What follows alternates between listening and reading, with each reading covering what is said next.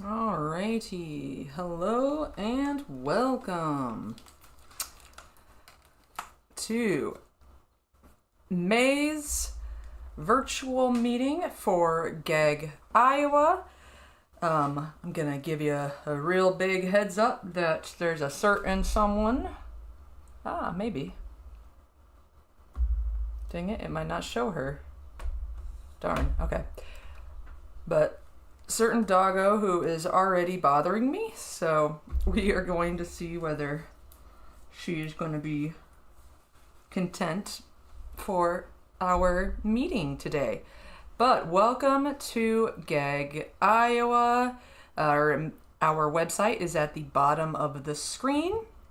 It is a bit.ly short link, so it is bit.ly/GEG-Iowa,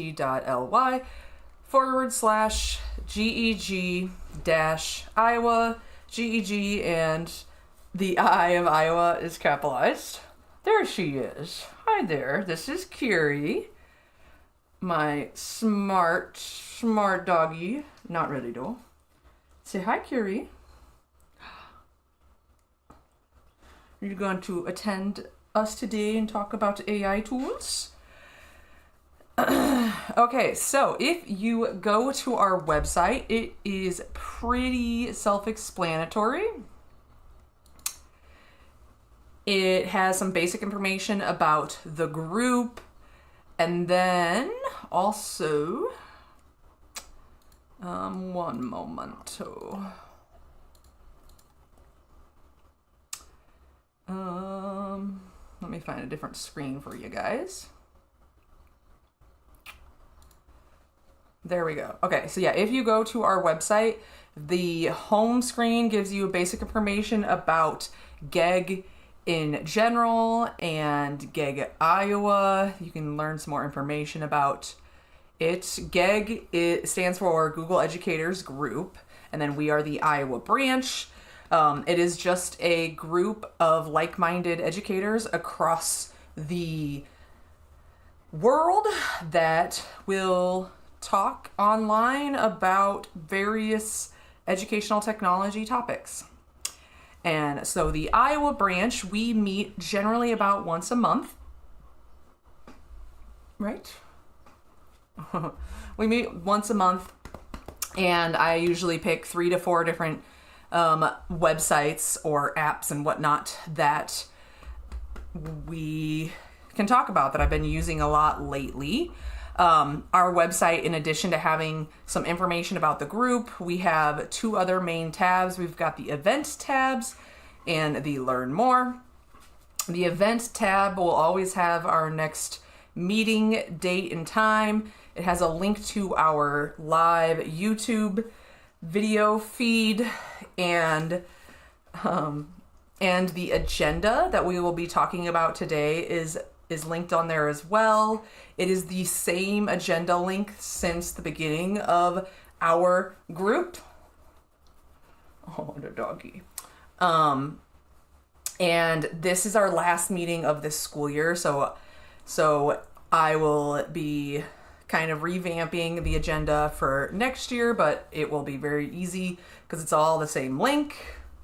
Oh, this dog is bothering me. Hi, Curie. You can't see her, but why don't you get a toy? Why don't you go get a toy? But here, one sec. There we go. Okay. So there is our agenda, and then there is a learn more. It has more information about how you can connect with the group and just a little more about the group and all of that. We have a Google group where we can ask each other questions and different stuff like that. But mainly, that is the gist of the group. So if you access our agenda, I can give you a real quick overview of the agenda. I just realized my mic is a little further away, so I'm sorry if you couldn't hear me very well. But our agenda has information. It's all the very top of the document is a clickable table of contents. And so the first part has information again about if you want to learn more about the group. And then right after that is each month's agenda with all of the information that we've covered in the past. So the only thing I haven't really talked about within the learn more information is about me. My name is Whitney Bacon. I am a educator. I've been teaching for a little over 11 years. I've been in the current position for a little over 4 years. I work for it is a mouthful, Iowa Educational Services for the blind, visually impaired. And I am an educational specialist or instructional designer. I help our teachers, or really all of our staff, on anything that relates to education, technology. I do a lot of research for them. I do a lot of experimenting with tools to try to find free and inexpensive alternatives, a lot of accessible alternatives for our staff and the students that they work with. And then throughout our meetings, this agenda and document is commentable. So if there is any questions, comments while we're going, you can always put them in the chat or you can leave them on the document. If there are any cool websites that you have been experimenting with that are kind of related to the topic that we're talking about that day, you can share them. And then if I get any of those while we are on live, I will kind of share those shared ones at the end of the session. So then after that section with the learn more, that's where it has our information for this month's agenda. So I'm going to select today's agenda, and it's pretty basic. Like I said, it has that information about if you guys want to share something with the group, you can do that. And then really we can just dive right into what I'm going to be talking about today. So I mentioned that I'm talking about AI today, and I'm not specifically talking about like, oh, which AI tool is the coolest. Instead, what I'm talking about is with some of the common AI platforms and just very popular teaching platforms, there are a couple different like AI features and AI tools within them that a lot of people are not as familiar with. And so I'm going to talk about those today. I have 3 main ones. There are a couple like little minor things that I might mention as we are going, but let's dive right in. So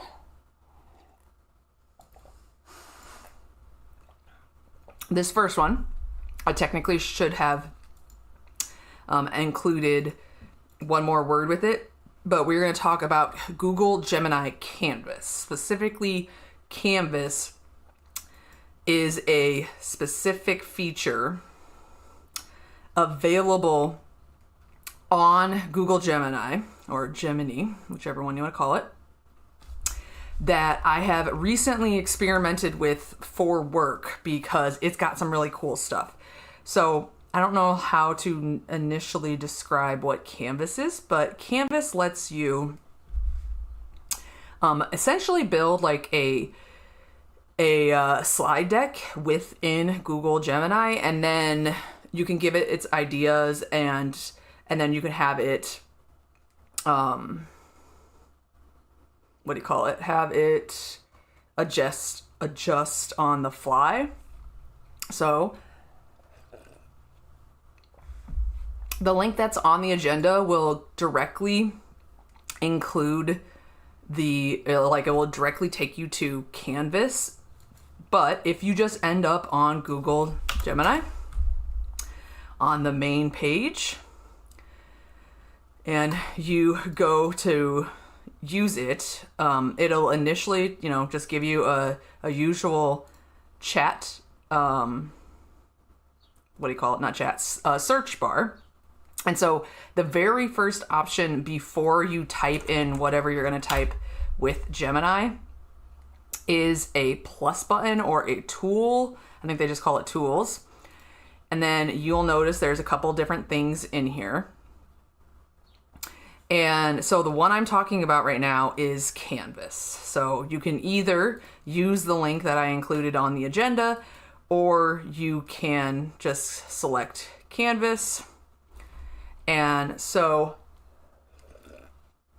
what's really cool about this and why this came up is that one of my blind coworkers was using this to build slide decks, and because they are not able to physically see what the slide deck looks like, they were able to describe what they want for the slide deck and then use their assistive technology to like evaluate what was generated, and then they can iterate the project and create new things with it. So let's say we're going to create a slide deck. I will just use the example that we did for work. So I need to create, we're going to say I'm going to create let's say a 10 slide presentation for students with CVI. Not really important to you guys to know what that is, but essentially with this project, I'm not going to necessarily explain it to Gemini what that is, but because of what I'm trying to do, I want it to essentially have a black background on each slide and then one picture. And I want the picture to not be busy because they're just trying to learn that element. So like if I ask it to have an apple, I just want an apple. Or if I want it to give me a picture of a frog, I don't want a scenery in the background and stuff like that. So let's say I need to create a 10 slide presentation for students with CVI. Let's model it off of, I'm just going to give it something like so that we can make it simple. So maybe like, let's do it about the mitten or some random book. So let's model it off of important items in the famous children's book, The Mitten. For example, one slide could have a mitten. Another could have I don't remember what animals have the first animal that goes into the mitten and different key items like that from the story. So without telling it anymore, I'm not going to tell it to do the black background. Maybe the only other thing I want to say is that for the title slide, I want it simple, just the title name, just the title of the presentation. So let's see what it comes up with, and then we're going to tell it how to edit it. This is a very specific use case, but that I find this is the easiest way to come up with a example and see something. But there are lots of ways that people can use it. It's taken a minute here. I might need to zoom out because it's kind of big. Oh yeah, I'm way zoomed in right now. But we will see what it's going to do for us. I'm going to go to full screen. Usually it doesn't take this long, but...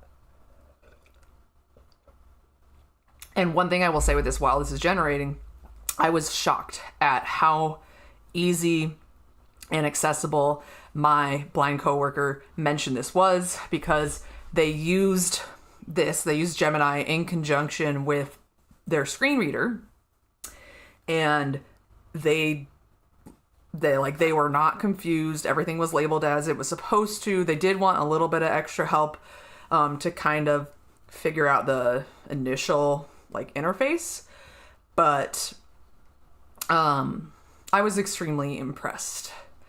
And it still kind of needed some initial guidance, but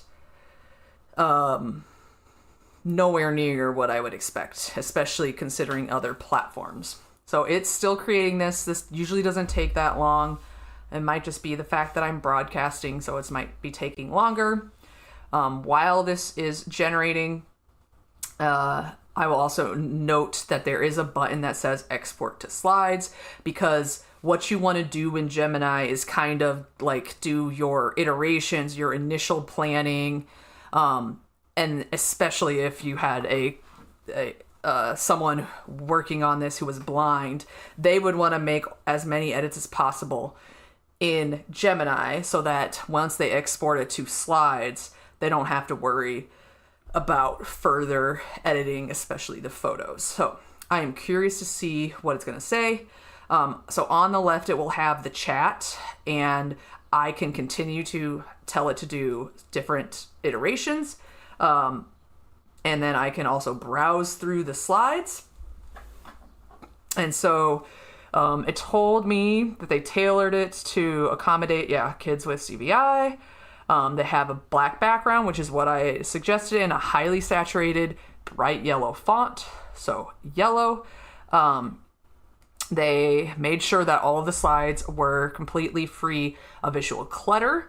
One thing I will note, because some of these are not as ideal as I would like. There are a lot of additional things that I would say to continue to iterate. So let's start talking with the mitten. So first things first, I want to tell it, I want the word on top and then the picture below. So let's revise this. So the word is on top and the picture is below. I've seen it consistently sometimes that it, like, just me telling it to do this will preserve the original picture that it had, and then sometimes it will actually completely change with new pictures. We're gonna find out after, and I could like combine multiple revisions. I could have told it to do that, plus I could have said, okay, I noticed for this slide, like, I'm gonna tell it to remove the white background or replace the mitten with possibly a mitten that looks a little more like the one that is in the actual book, but without some of that. Okay, there we go. So it made the change. I don't know why. I don't remember if it said mole and it showed a baby first time. I'm curious as to what the heck. So, like, again, this is an example of that just AI is not always perfect. But one thing I will say about this is that when my blind coworker was reviewing these slides, they were able to use their screen reader, and in that probably example, it would probably say, okay, there is on slide 3, there is a picture of a child with a background on the left and no background on the right, and the word is mole. So she would immediately be like, what? Why? Can we revise? So let's immediately focus on that one. Okay, slide 3's word is mole, but the picture shows side by side a picture of a baby.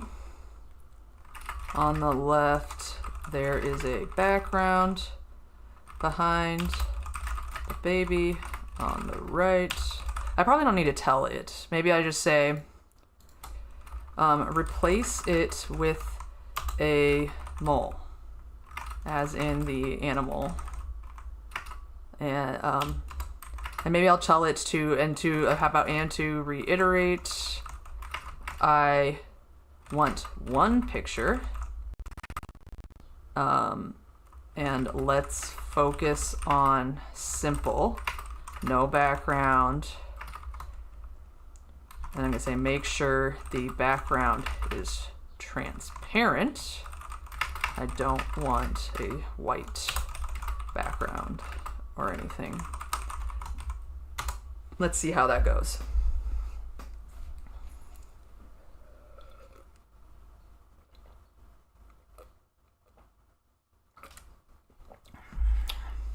And so I notice this is taking longer. I wonder if I do answer now, how much not as good it's gonna be. Oh, apparently answer didn't like the answer now.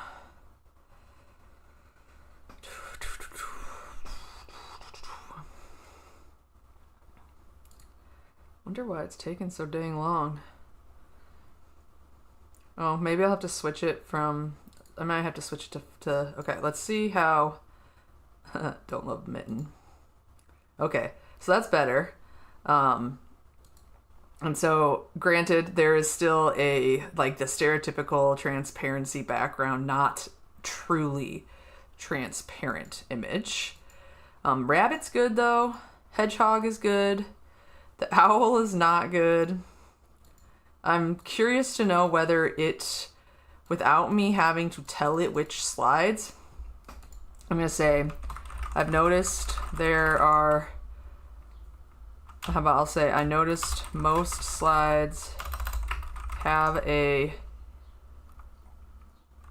background that is not a true transparency. Please replace any photo that does not truly have a transparency.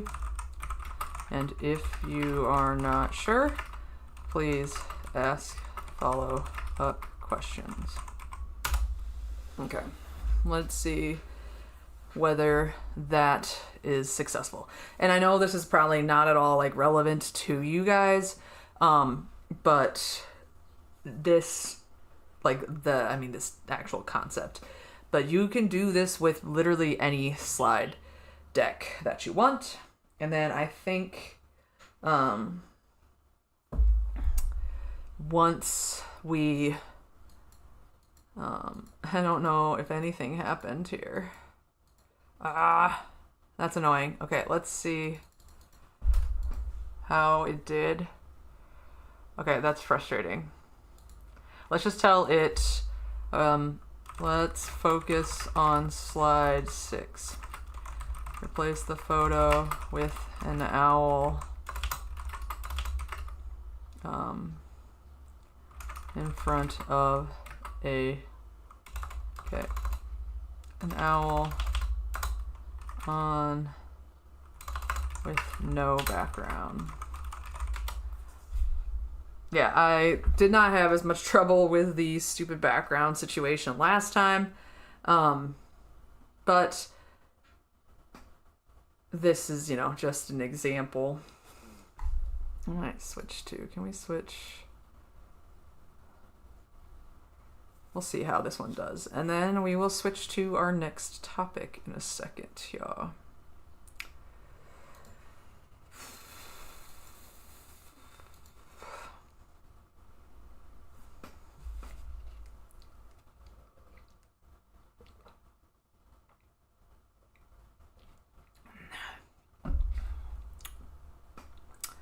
Come on. It should definitely not take this long. Okay. Let's see how it did. Come on, come on, come on.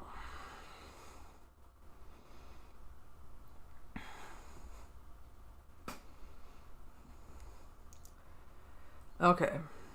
I don't know why this is so zoomed in now. I think it's just it being... Oh my lord. Okay, well, it did replace the owl with technically with what I wanted, but yeah, so just check it out. I know it did not do so well while live, but it's clearly it's just struggling a little bit. So let's move on to the next one that I was going to talk about today. This next one is on Canva. So I know lots of people use Canva.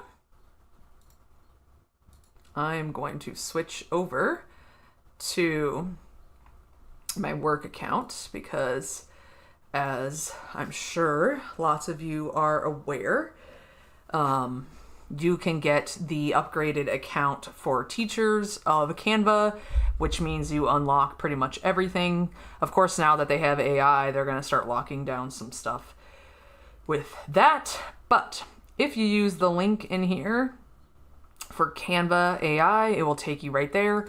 Or if you just go to canva.com and you take a look at the different options on the left sidebar, then you're just looking for Canva AI. So this is kind of similar to what I was showing you on Google Gemini. But what's really cool with the Canva AI is that you can also do like websites. And so I recently went to a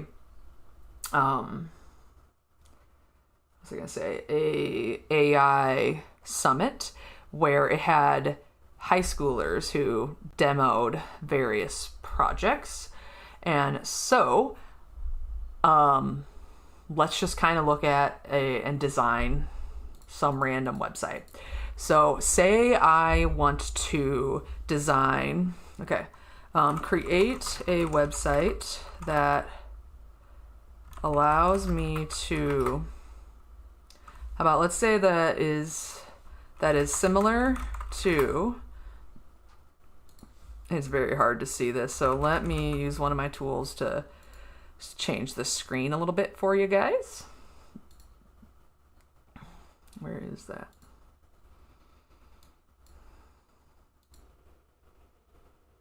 Okay, there we go. Okay, we're zooming in just a little more. Okay, create a website that is similar to, where was I going with this? To Goodreads and Bookmori, I think is what it's called. Okay, that will allow me to easily catalog my home library, in addition to track my want to read books. I'd like to be able to import CSV files from Goodreads onto the platform, plus the things I really like about Bookmori is how I can log how much progress I've made, where I purchased the book, etc. Let's see what it comes up with.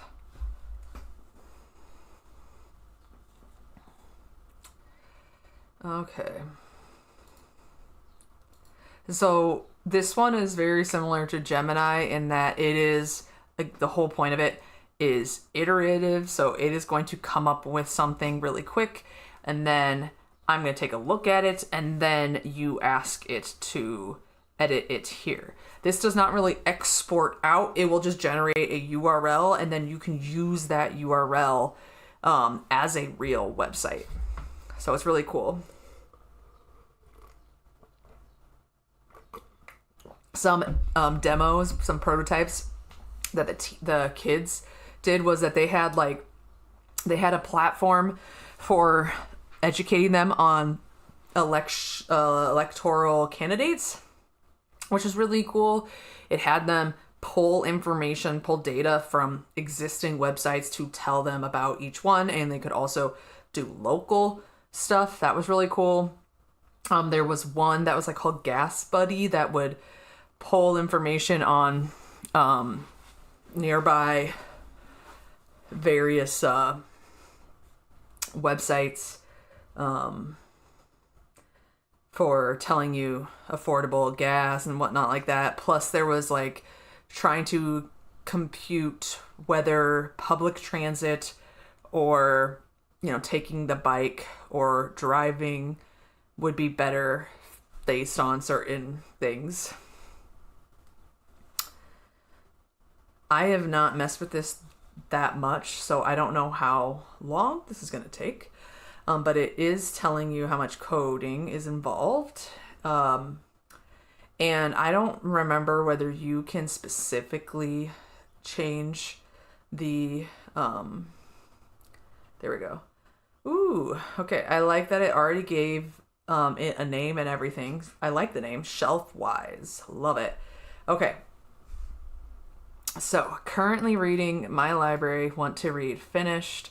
I'm curious to see whether I could legitimately import, because I actually messed with this recently. So let me see if I can import my Goodreads library. It might take forever though, so let's not bother. But it does have that option. And so let's see, add book. Okay. Yeah, this is really cool. Like, this is way more than I thought for the first iteration. But say, like right now I'm actually reading the Challenger book. So let's see. Oh, I might have to do it. Gotcha. Okay. Let's do for our second iteration, we're going to tell it, can you pull a list of books? A list of books from somewhere like Goodreads or something, so that when you go here, wait, let's do Challenger. Yeah, I think right now this wants you to completely add it from scratch. So can how do I phrase it where it's like, okay, I want to add the ability to search an existing database of books. Goodreads is a good existing database that we may be able to pull from. So for example, if I were to use the add book feature and I search book, it could pull the book details from Goodreads, so I could add it to my library. Let's see if I can do that. Okay.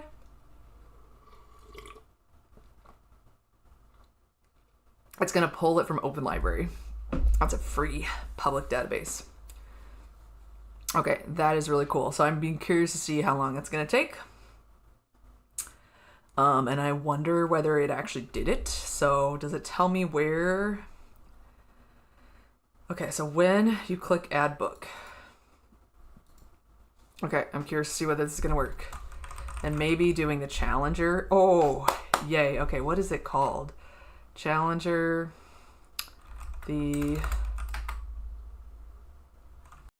okay, maybe that one's too hard. How about let's try Demon Copperhead? That's another thing we read recently for. Nice. Okay, let's see if this works.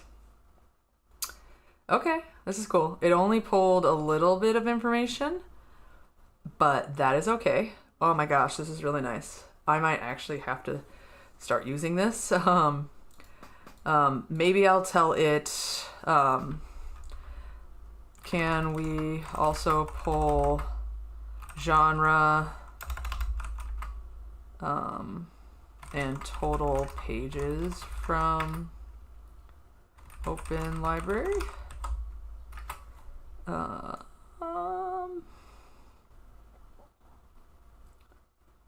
Okay, oh yeah, let's say, can we also pull, okay, genre, let's say ISBN, total pages, and for format, I wonder if it's pulled.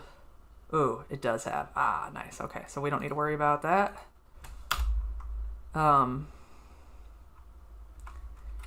Another data point that would be nice for it to pull and include is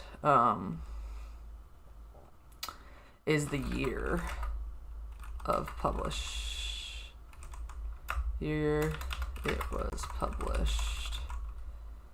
That could also be pulled from Open Library. Okay, let's see what it does. I'm excited about this. I'm actually probably going to use this. There is so many different websites that I have used for stuff like this. Another idea is my husband and I have a like a recipe platform that we use that you get rid of the you know how everybody's blog has all this jumbly gook of crap. So I do wonder whether we could use something similar that can pull in any website URL, and even ones that are behind paywalls, and then it just pulls in the ingredients and the instruction and the whatnot. Okay. Alrighty, so let's say I go to add a book, and then let's look up the same book that I was just doing. So Demon Copperhead. Okay, nice. It's gonna pull in. It's interesting that it showed me the published date, but it doesn't have it in this add book menu. It didn't actually pull it in, so let's see. I'll update the book search to pull genre, ISBN, but it didn't do it. All these details, it's weird because it didn't actually fill in. Okay, let's just hypothetically see. We'll say that we started this. We'll say that we started this on this date. I did not purchase it. And we'll say I'm currently reading, and I'm doing the audiobook. I'm hoping that these other points will come in. Ooh, it would be nice also if it would show the picture. So let's tell it, pull in the book cover from OpenAI or Open Library. Also the ISBN genre,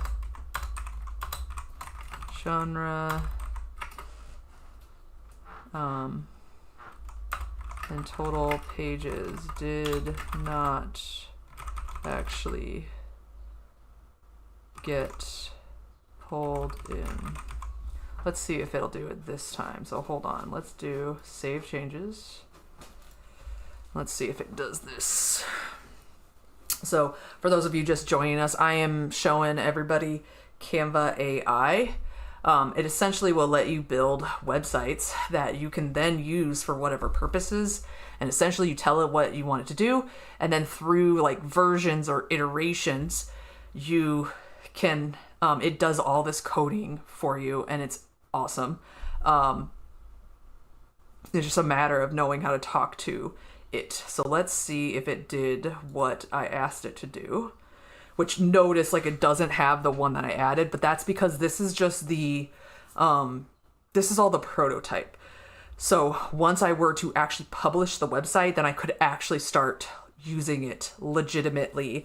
And I believe I could say I publish it and I start actually really using it.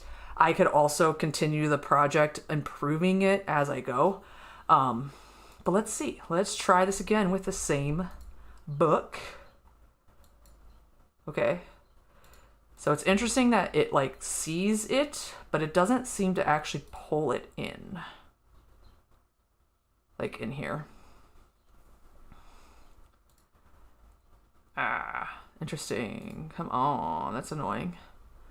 But yeah, so I'm sure I could continue to mess with this and improve it, but the whole point is I'm just introducing you guys to it, and I want to show you the last thing I was talking about today. Okie dokie. So the last thing I want to talk about AI related is called Notebook LM, And the website for this is notebooklm.google.com. So this is another Google one. This one I would assume uses Google AI's like infrastructure as a background. So let's go to here. Actually, I'm gonna go to it on my Google account. Okay, so Notebook LM is essentially a AI assistant notebook. So the really cool thing about Notebook LM is that like you can create separate notebooks, or like projects is kind of what I call them. And then you can attach all of this stuff to that project, and it's really great. What I've used it for a lot so far is like brainstorming when I am starting a project. I do a lot of stuff with spreadsheets, and I really struggle to like think about what I want to do with them. And so I'm able to talk to AI about it. So let's create a new notebook. And there is a lot going on here, but it's just worth playing around with it. The difference between just the regular AI like Gemini and this is that this is supposed to be like essentially one notebook per conversation, but it is an ongoing thing. You can add notes to it. You can, the really cool thing is that you can attach sources to guide you with whatever the heck you're doing. So I'm going to switch back to my work account so that I could use it as an example and attach real stuff without actually showing you guys. Okay, so we are going to say I add some sources, and really cool, you can add stuff from your computer. You can add websites as sources. And I don't think you technically have to own those websites. You can copy stuff straight in because if I try to do Google Drive, there are only certain types of files that you can use in here. But say there is a file, like I had noticed that you can't do Google Forms, but say you have copied all of the text, you can just copy it in as one of your sources. But say I want to, a project that I want to work on is improving this registration system we have for next year. And so I'm going to grab different files relating to it, and then I'm going to tell it what I'm thinking. I'm going to ask it, give me some ideas of what I can do for next year to improve this. So this is the actual registration form, and then I'm going to add more. I don't remember how many sources that you can do, but I think you can do like something like 15. So this is an example registration.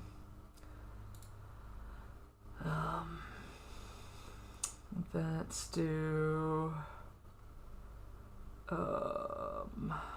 we're gonna look up my confirmation template. Sure, let's just start with this so far. And then I'm gonna give it a quick little overview. Okay, this is for a conference registration form that we use every year. I want to brainstorm a new ways to improve the system before next year.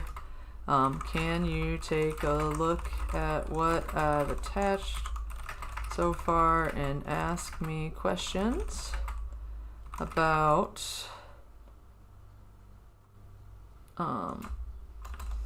based on the context.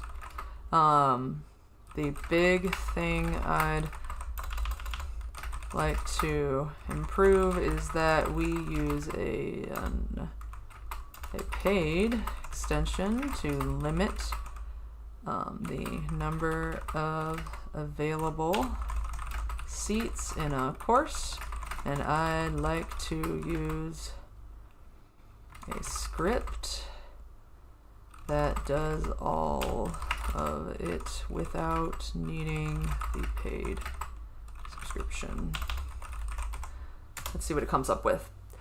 And then specifically, there's one thing in Notebook LM that I want to show here shortly. Okay, so yeah, it kind of gives me ideas, different stuff like that. The amount of stuff that you can do with Notebook LM is insane. But essentially, just think of it as like a project board, something to jump ideas off of, and you can attach stuff to it. So it's giving me script improvement ideas.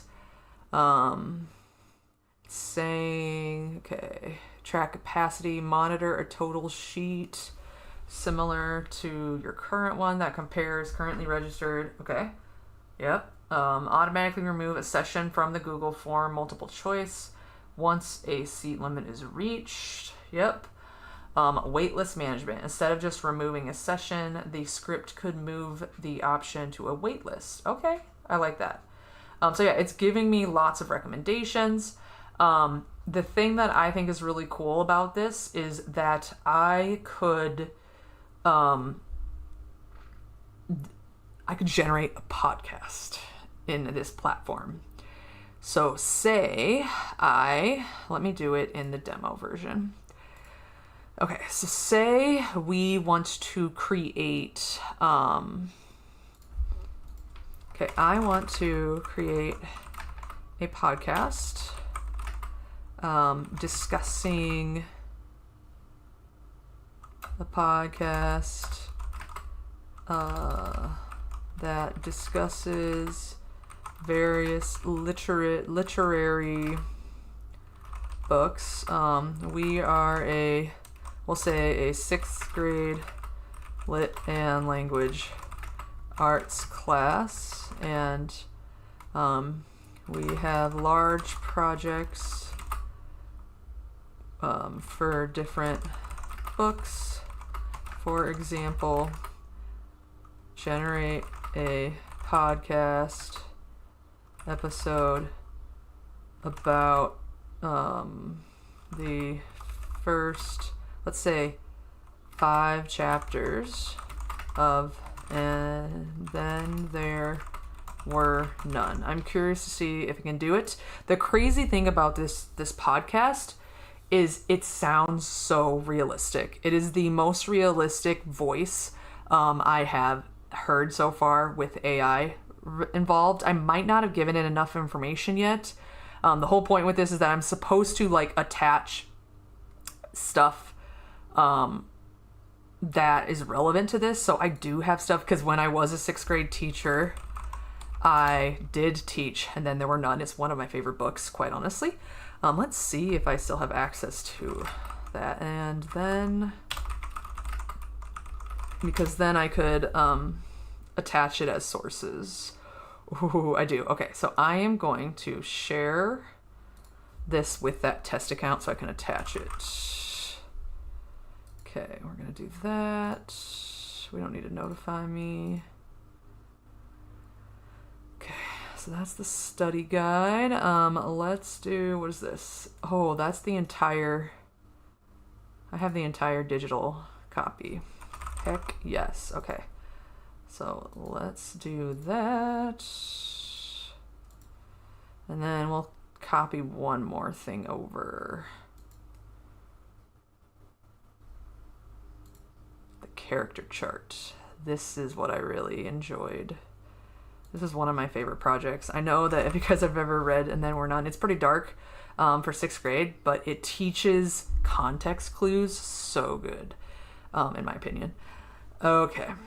So now that I shared those, I am going to attach those 3 files.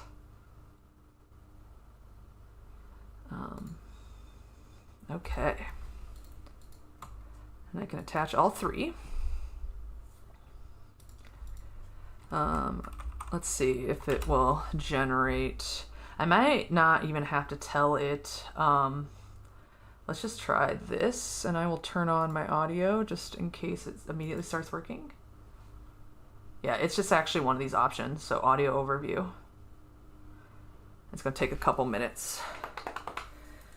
And this is, again, similar to the other ones I've talked about today, where it will generate something, and then I can give it, with this conversation, I can give it some tips on how I would like it to improve. Say it generates a male voice, I want it to generate a female voice.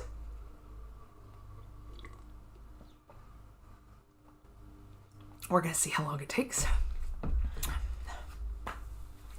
But yeah, there is a couple different options in here that are really cool. But in general, it's just a really cool tool to check out. I wonder if while that's doing it, let's just go back to my other one and we can mess with other things. So let's say we go back here. This is the legitimate one that I've been working on. Let me have it say I'm curious to see what would happen if I have it generate stuff. Because maybe it could generate a really nice mind map that helps me kind of envision all this stuff, which would help me legitimately think about this. But this is the real, when I was describing the registration thing, this is a legitimate project that I am trying to start tackling with this. Okay, let's see what this looks like. Okay, so we've got event logistics. Ooh, this is cool. Okay, so yeah, I pulled in data. It has my coworkers' information. It's got information about what's going on Monday. We've got information about Tuesdays. Oh, very nice. This is awesome. This is really cool. Let me see. If I go all the way back, participant roles, let's look at administration and stipends. Very cool. Okay, so license renewal credit, it's probably hopefully going to tell me or how about let's look at stipend eligibility. Okay, yeah, this is cool. Let's see if it's finished my podcast. It's not finished my podcast. We have just a couple minutes left, so hopefully it will.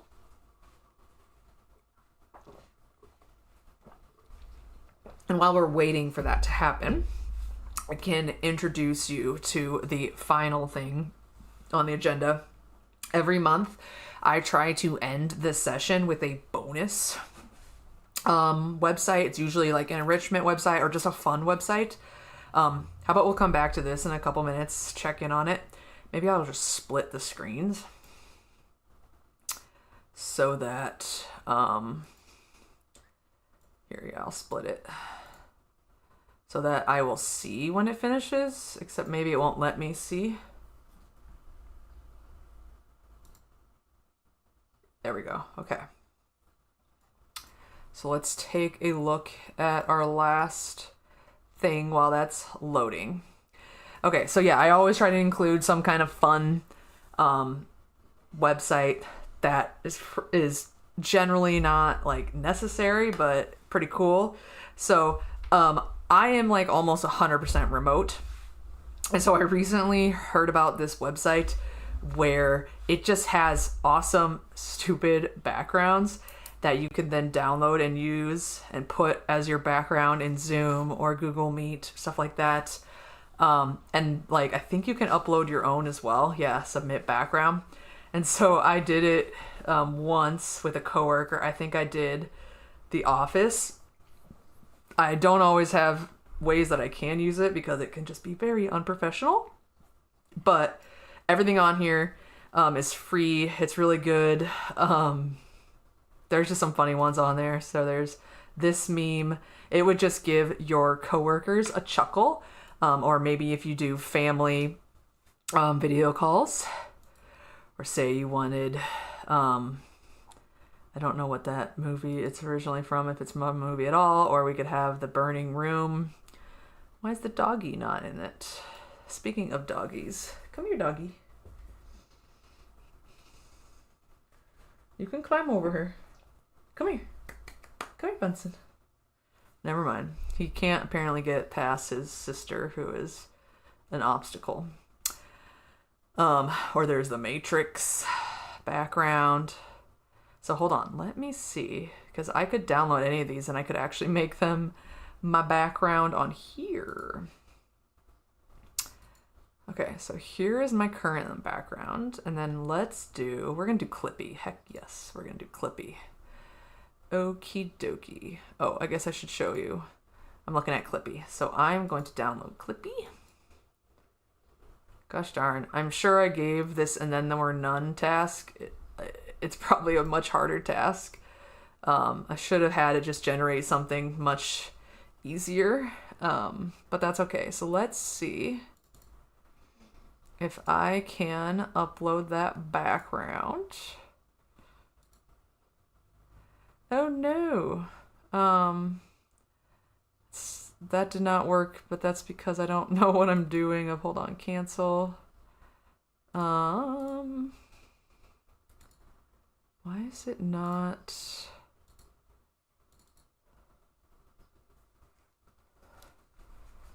I think because I'm using a platform to get rid of my background in here, I don't think it's gonna let me do Clippy. But regardless, check out this website. It's definitely worth checking it out. Let me see. I think I can figure it out. One sec. Replace. Okay, here we go. I got it. I am going to attach Clippy.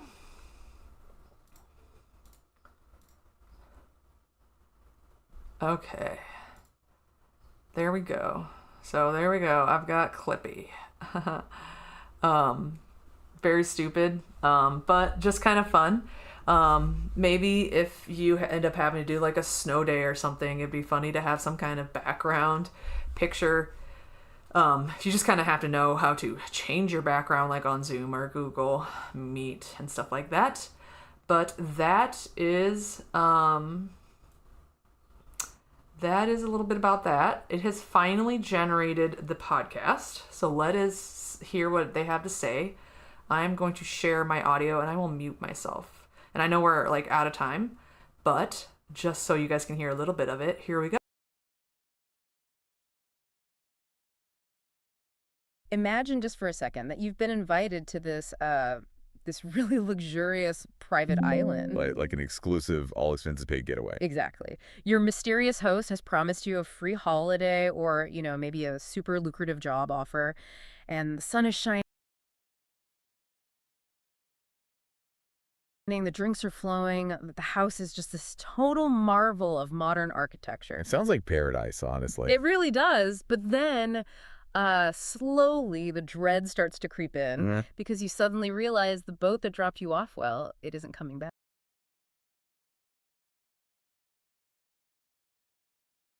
Sorry, I didn't realize I was muted. But yeah, that is the podcast that it generated. And I do believe that I could then tell it, I like this, but let's focus on whatever point of it. I'm not going to do that because we're out of time and I don't have time. And it's really cool that I can also download it. I'm assuming it would download it as an MP3. Obviously, you wouldn't be able to sell it, but awesome. It's really cool. I'm just curious if I zoomed ahead. An incredibly easy target for psychological manipulation. Her guilt softens her up for the... Because maybe I could ask it something like, can you replace the voices with, like, preteens? That's if it's allowed. I don't know if it is. And then again, I know it wouldn't do it. But yeah, it's worth checking out. That one again is Notebook LM. And we are out of time, so I don't know. Oh, oops. Here, maybe. Ooh, there we go. Yeah, I guess I would tell it what I want it to do here. Maybe if I want to change the change what I wanted to do, I would have it do that. Interactive. I wonder what that does. Huh. Anywho, so that is Notebook LM. We are also out of time. I thank you guys for being here today. I don't believe there was any messages left. But we will next be meeting in July. No idea what we're going to talk about in July, but I am taking a break for June. But we will meet in July and we will look at something cool. And then we'll take another month off for August, and then I'll be back in September. So thank you for being here today, and I look forward to seeing you guys next time. Okay, thank you. Bye-bye.